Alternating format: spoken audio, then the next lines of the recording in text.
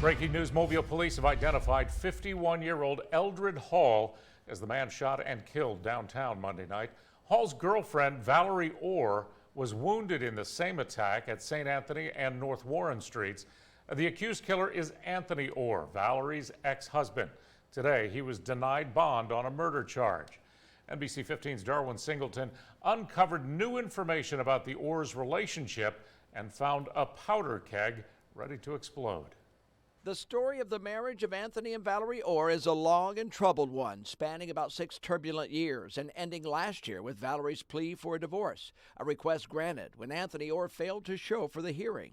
But there is more in those records, claims of disturbing behavior by Anthony Orr penned by Valerie's own hand.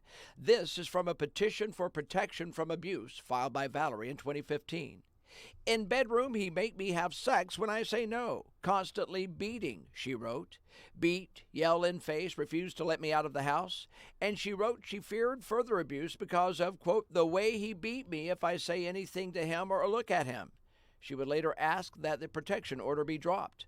Valerie would ask for and drop another protection order in 2016. We decided that the marriage not going to work out for whatever reason, she wrote to the court, but later asked the court to pursue a third protection order issued in April of last year. The divorce was granted in August. Then Monday came the shots that wounded Valerie and killed her boyfriend. I think a lot of times that victims are intimidated by their abusers, so they may be on a road to do something, and then an event will happen or a threat will be made or something like that, and then they pull back a little bit.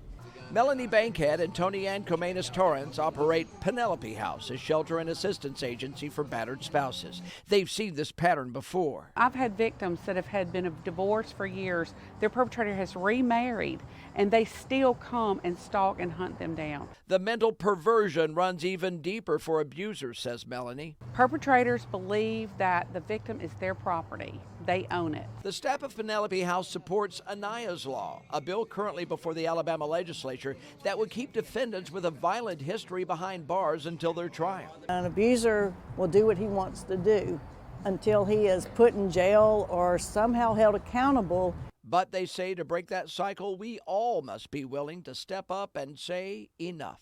It's up to our community to make it stop. We need to let victims know they can be protected in our community. In Mobile, Darwin Singleton, NBC 15 News. Or we'll be back in court next month.